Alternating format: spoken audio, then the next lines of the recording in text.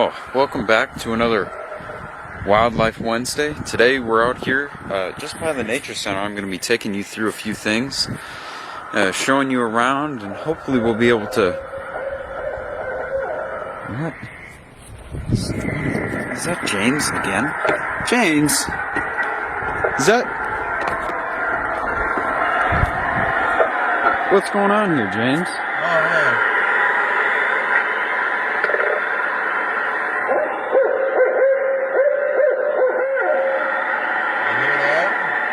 Yeah, I can. Yeah, I hear it. What? Why are you playing owl call, James? Well, we're trying to get the attention of some owls. I'm really just testing this out, and right now we're really just provoking the crows and jays around here who don't like the noise of owl calls, one of their arch forest nemesis. But for now, I'm testing this out because I'm hoping one of these evenings we'll be able to take this out here as the winter months come around, and we're going to play owl calls and do a little owl prowl and see if we can get some owls to come by the Nature Center and do some calling back and forth with them.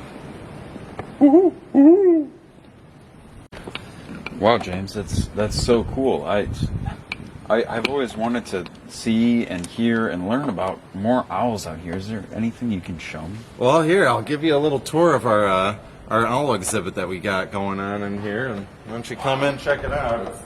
It ain't much right now, but we're building it up. So here we got some of our owls, our Beth Lorenzen's owls in our Nature Center exhibit here.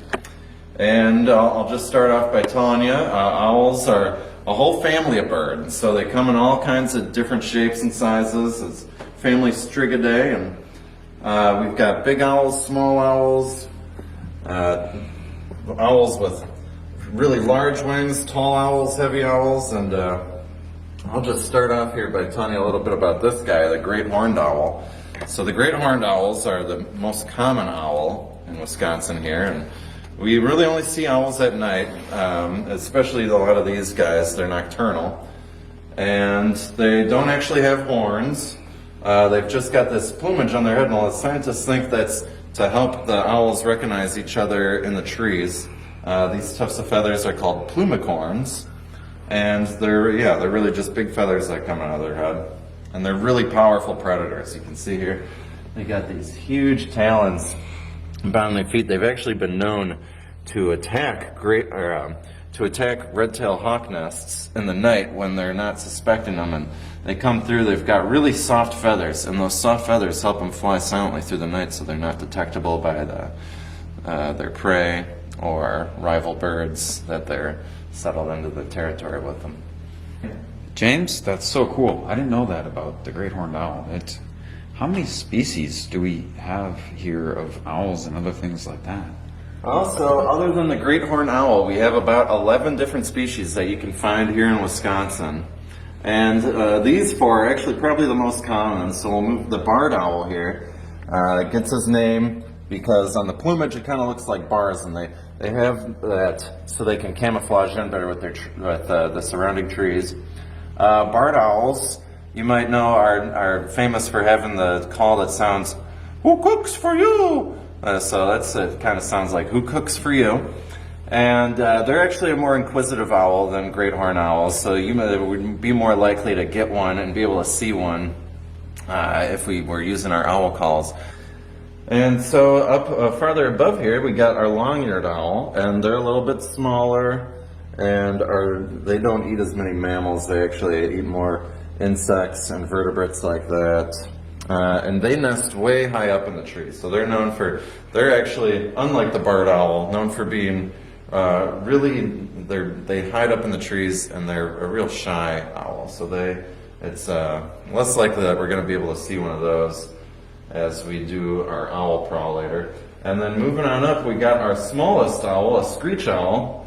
And they don't actually screech, they actually make these kind of trills and do that and call to each other. And they actually like to live more out in the prairie areas, so they like wide open spaces, and you'll see them perched up sometimes on the ground, sometimes the lower part of the forest, and they like to glide across looking for more insects and invertebrates, not so much the mammals, as those are really what the great horned owl and the barred owls eat.